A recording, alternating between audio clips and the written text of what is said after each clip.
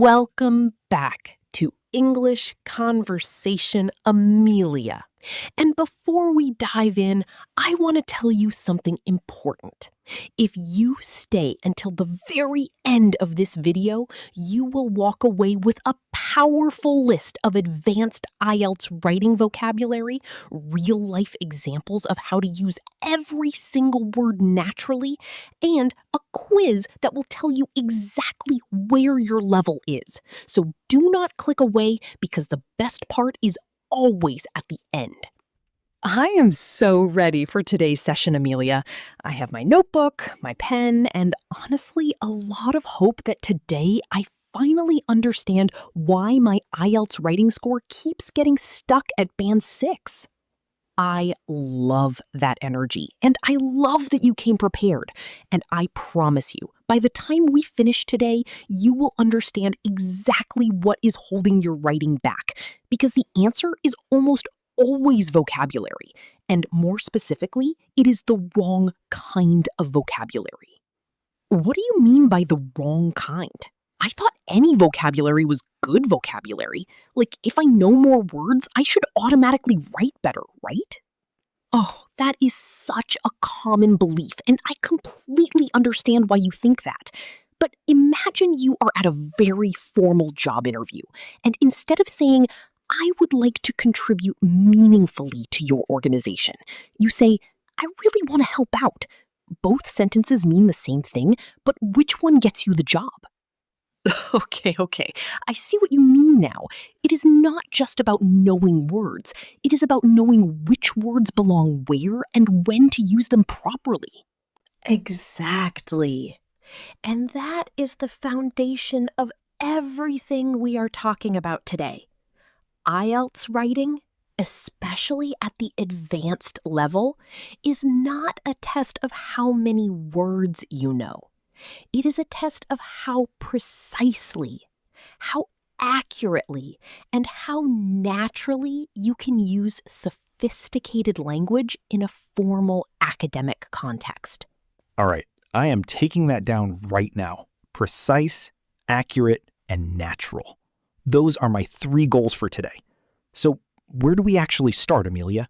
Let us start with the single biggest mistake advanced learners make in IELTS writing, which is overusing simple transitional phrases. Words like also, but, so, and because are not wrong, but they are invisible to the examiner. They do not add any score value whatsoever. Wait, are you saying I should never use words like also or because in my IELTS essay? Because those feel so natural to me and I use them literally every single day when I speak and write. No, I am not saying never use them. I am saying do not rely on them exclusively, because the examiner is specifically looking for a range of vocabulary. And if every paragraph starts with also or however, they will immediately notice the limitation in your lexical resource. So this whole time I thought I was writing well because my grammar was correct, but I was actually losing marks because my vocabulary was too basic? That is honestly a little frustrating to hear. And that frustration is completely valid. But here is the exciting part. Vocabulary is actually the fastest thing you can improve. Unlike grammar, which takes a very long time to master, you can learn and apply 10 new advanced IELTS words this week and immediately see a difference in your writing score. Okay, now I feel better. So let us do it. Give me the first set of advanced vocabulary words I need to know, and please give me real examples of how to use them. Perfect. Let us begin with a category I call discourse markers and academic connectors. And the first word is furthermore, which replaces also or in addition. For example, instead of writing also pollution affects mental health, an advanced learner would write furthermore, there is compelling evidence to suggest that environmental pollution has a measurable impact on psychological well-being. Wow, The difference between those two sentences is massive. The second one sounds like something from a university textbook, and I would never have guessed they mean almost the same thing. And notice what happened in that second sentence. I did not just swap also for furthermore. I also upgraded the entire sentence structure because advanced vocabulary works best when it lives inside advanced sentence construction, not just dropped randomly into simple sentences. Can you show me another example of that? Like taking a simple sentence and transforming it completely into something that sounds truly academic and advanced? Absolutely. Let us take the topic of technology, which appears constantly in IELTS Task 2 essays. So a Band 5 student might write, "Technology is very important in today's world, and many people use it every day." I mean, that is not wrong. That sentence makes sense. It is grammatically okay, but I can already feel that it sounds too simple and too basic, even for everyday conversation, let alone an IELTS essay. Great instinct. Now, here is the Band 8 version. In the contemporary era, technological advancements have become an indispensable component of daily life, permeating virtually every aspect of modern society, from communication to commerce. That is incredible. Every single word in that sentence is doing a job, and it flows so smoothly. I want to write that sentence down right now and memorize it. And I want you to do exactly that. But more importantly, I want you to understand the vocabulary upgrades we made. Very important became indispensable. Today's world became the contemporary era. Many people use it became permeating virtually every aspect of modern society. Each of those is a direct vocabulary substitution you can apply immediately. Okay, so indispensable means absolutely necessary and cannot be removed. Like how a phone is indispensable to a modern business person, because without it, they literally cannot do their job, right? Perfect usage, and that real life connection is exactly how you should be learning these words, not memorizing dictionary definitions, but connecting each word to something real in your daily life so your brain can access it naturally when you are under exam pressure. That actually makes so much sense. I used to just write words in a list and try to remember them, but now I want to attach a story or a real example to every new word I learn from today. Now, let us move into another critical vocabulary category for IELTS writing, which is verbs that demonstrate academic thinking. Because most students dramatically overuse the verbs show, think, and make. And these are words that genuinely hurt your score. I definitely say this shows that, and many people think that in literally every single paragraph. I had no idea that was dragging my score down so significantly. So instead of shows, try these alternatives depending on the meaning. Illustrates, demonstrates, substantiates, corroborates, or elucidates. And each one carries a slightly different shade of meaning that a well-trained examiner will absolutely notice and reward. Wait, what is the difference between demonstrates and corroborates? Because to me, they both seem like they mean shows that something is true. Great question. Demonstrates means to clearly show or prove something through evidence or action.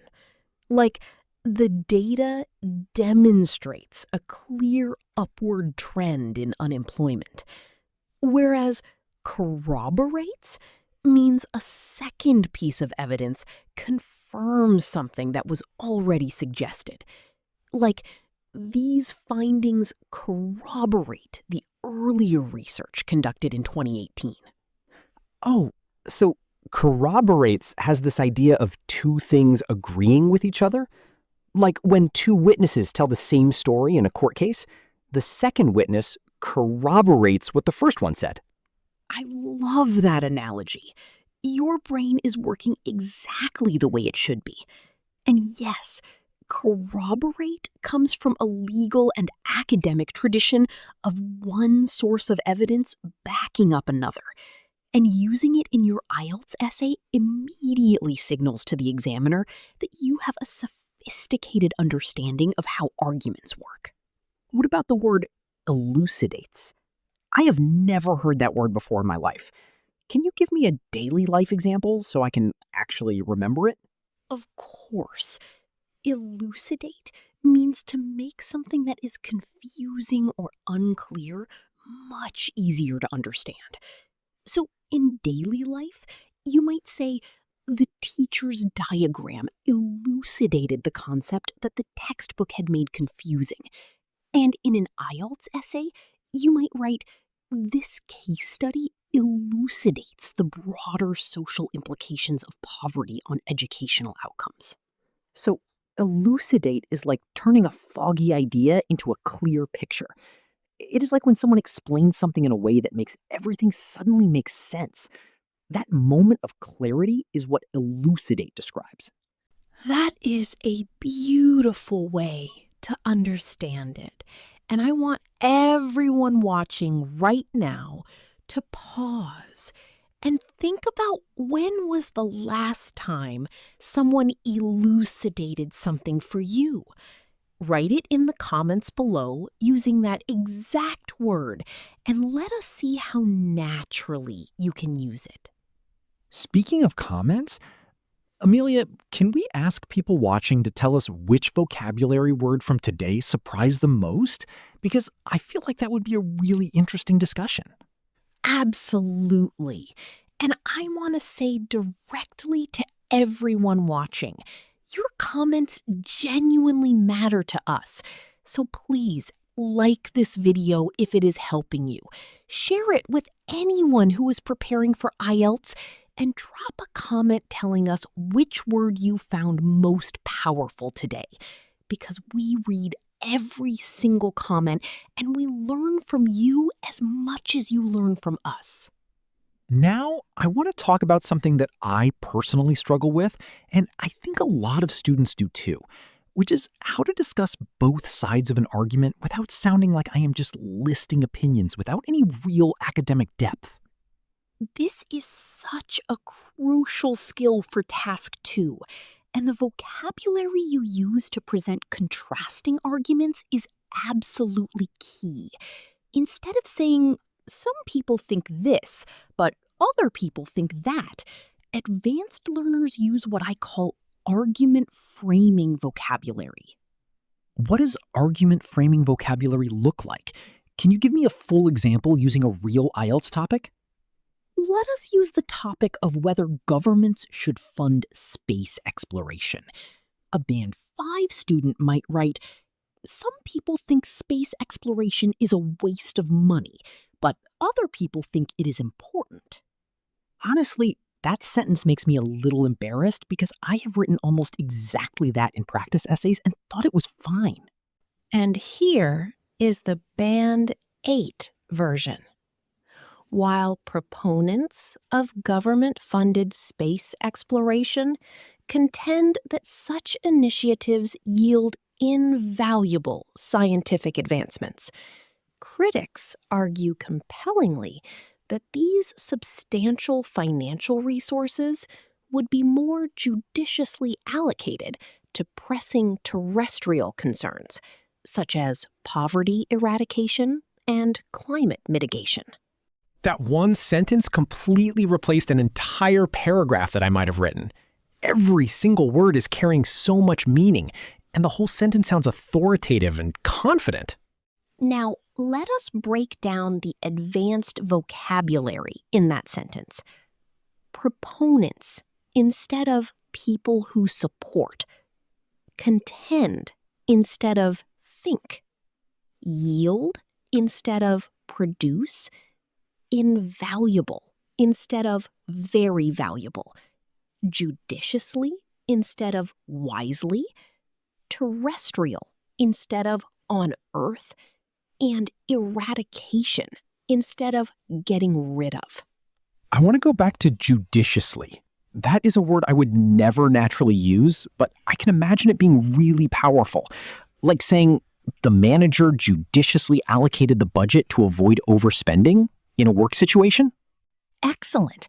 And judiciously comes from the concept of good judgment.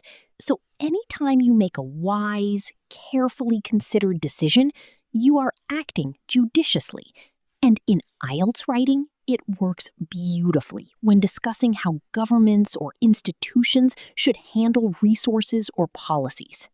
What about the word terrestrial? I only ever heard that in science fiction movies, like non-terrestrial beings, meaning aliens. So it feels strange to use it in an essay about real life. That is such a funny and relatable observation.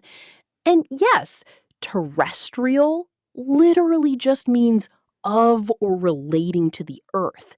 So in IELTS writing, when you contrast space exploration with problems on Earth, using terrestrial concerns instead of problems on Earth immediately elevates your register.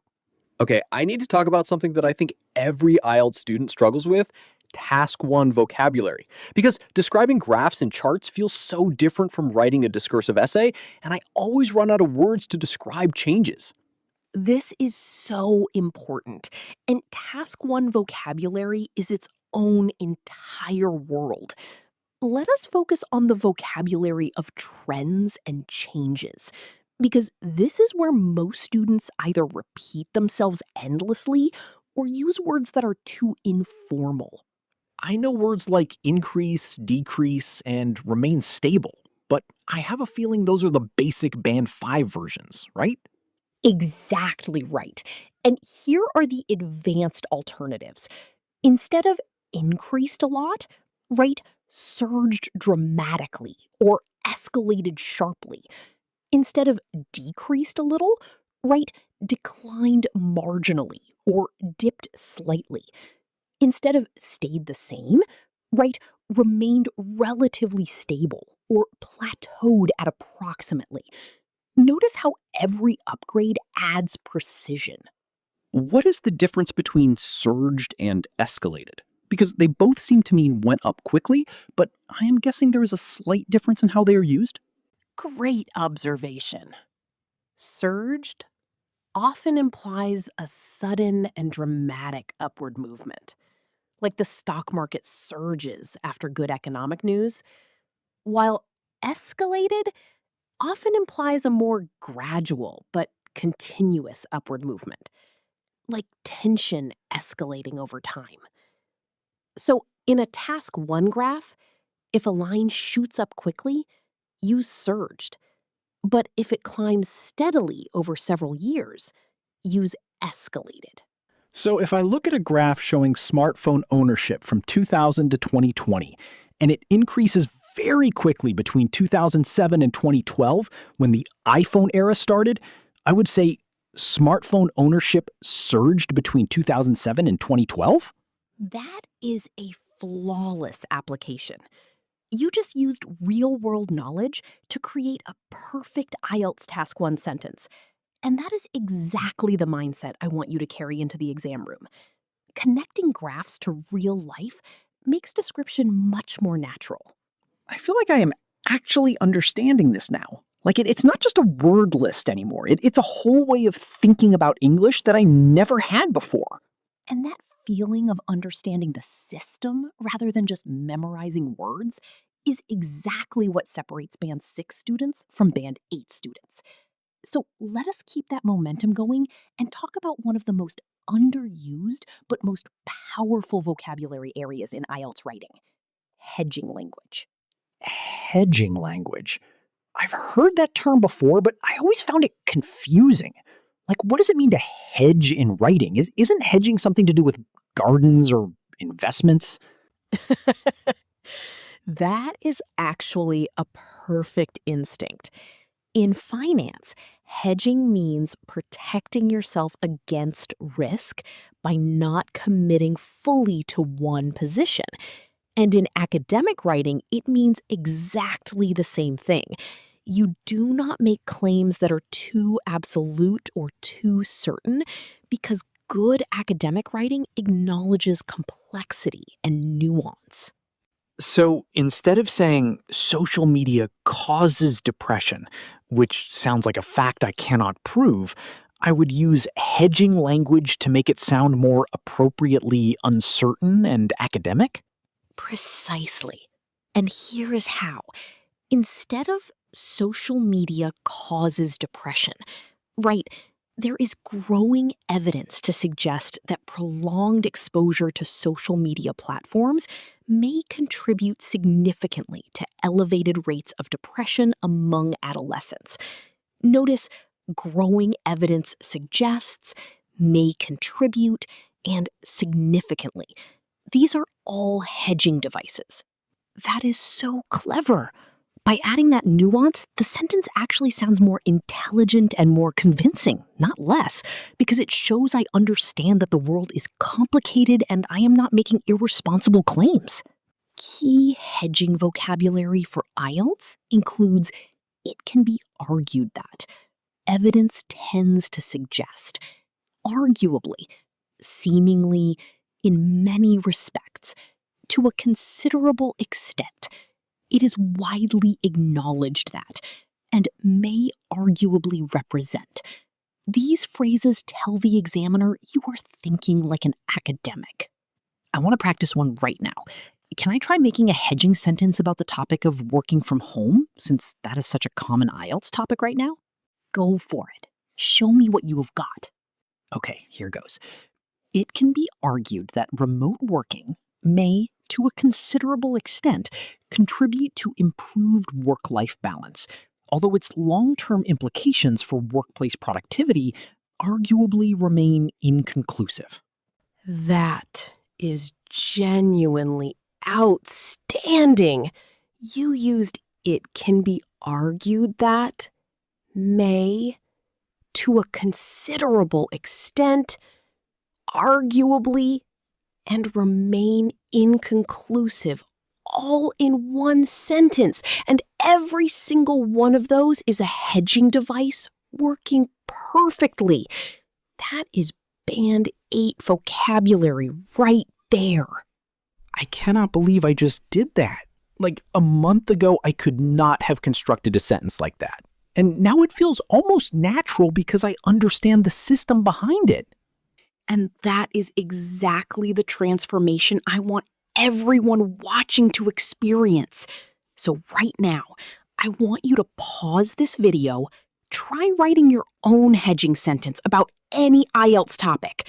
Post it in the comments, and Amelia will personally give you feedback on whether it would score well in an exam.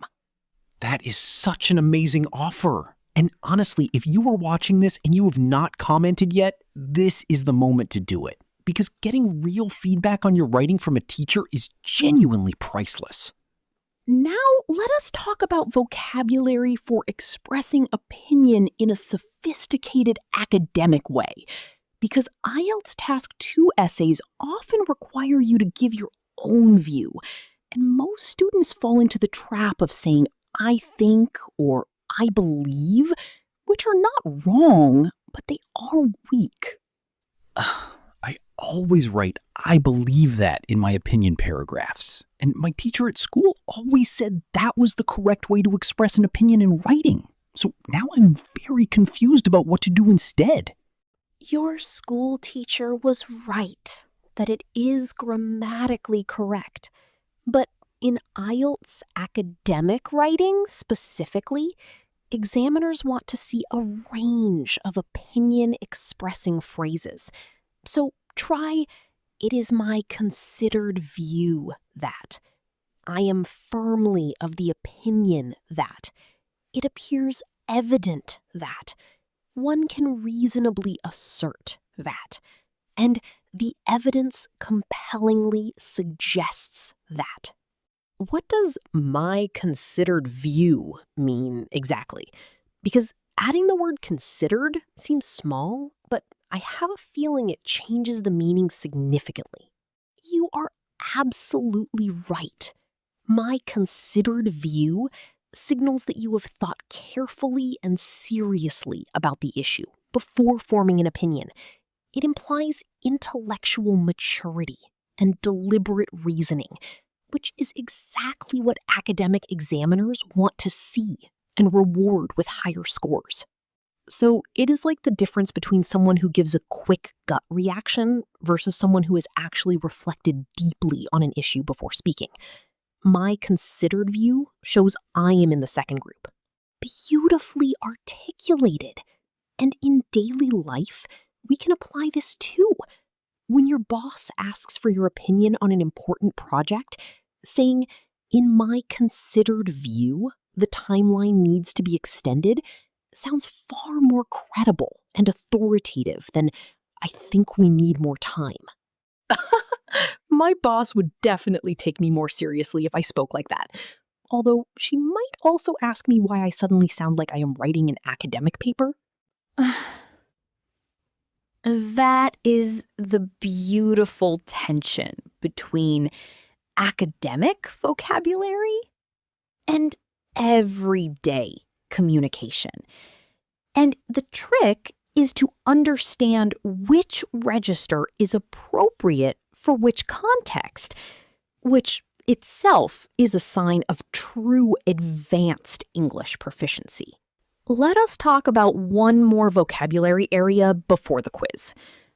I want to know about vocabulary for conclusions, because I always feel like my conclusions are weak, and I never know how to end an essay powerfully. Conclusion vocabulary is so important and so neglected. Most students write, "In conclusion, I have discussed both sides, and I think the advantages outweigh the disadvantages." And while that technically concludes the essay, it adds zero value and scores very poorly for lexical resource. So, what should a strong, advanced conclusion actually look like? And are there specific vocabulary words or phrases that make the difference? A powerful IELTS conclusion uses phrases like, "In light of the aforementioned evidence." Upon reflection, it becomes apparent that the preponderance of evidence suggests. It is tenable to conclude that. And a nuanced consideration of this issue reveals. These phrases signal intellectual closure with sophistication. The preponderance of evidence suggests. That sounds like something a judge would say delivering a verdict. It has so much authority and weight behind it. And that is exactly why it works in academic writing. Preponderance means the majority or the greater weight of something. So the preponderance of evidence means that most of the evidence points in a particular direction, and it is perfectly appropriate for summarizing an IELTS argument. And aforementioned is another word I want to use. It means the things that were already mentioned earlier in the essay, right? So, in light of the aforementioned evidence, basically says, given everything I just talked about. Perfect understanding. And using aforementioned also shows the examiner that your essay has cohesion and coherence, that your ideas are connected, and you are referring back to your own earlier points, which is itself a marked criterion in the IELTS writing band descriptors. I feel like this conversation has genuinely changed how I am going to approach IELTS writing from now on. it is not just about vocabulary lists. It is about understanding the whole academic register and thinking like an examiner thinks. And that insight is absolutely the most valuable thing you can take from today. So before we get to the quiz, I want to ask everyone watching, if this video has helped you today, please give it a like right now. It takes 1 second and it helps this channel reach more English learners around the world who need exactly this kind of lesson. And share this video with someone who is studying for IELTS. Because honestly, the best thing you can do for a friend who is struggling with the writing score is show them this conversation. It could genuinely change their result. All right. It is time for the quiz. And I want everyone watching to get a pen and paper and test themselves right now. Because the best way to check your understanding is to be tested immediately after learning. I am actually a little nervous about this, even though I just spent the whole lesson learning. There is something about the word quiz that makes my heart beat a little faster. That is completely natural. And that nervousness is actually your brain preparing to perform. So use it positively. Let's begin the quiz. IELTS vocabulary for writing. Level B2 to C1. Let's see how well you know your academic English. Question 1. Which word best replaces very important in an advanced IELTS essay? Option A, really necessary. Option B, indispensable. Option C, very needed. Option D, super important. Take a moment and choose your answer. The correct answer is B, indispensable. Question 2, choose the most academic way to express an opinion. Option A, I think that technology is good. Option B, I believe technology helps people. Option C, it is my considered view that technological integration yields measurable societal benefits. Option D, technology is definitely helpful, in my opinion. Which one sounds truly academic? The correct answer is C. It is my considered view that. Question 3. What does the word corroborate mean? Option A, to disagree with evidence. Option B, to confirm or support with a second piece of evidence. Option C, to describe something in detail.